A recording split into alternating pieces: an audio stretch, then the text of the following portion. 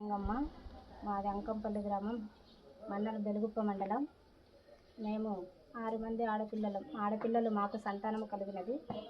అందువలన మాకు ఇంతకుముందు జగన్ ప్రభుత్వం ఉన్నంత వరకు ఒకరికే వచ్చేది.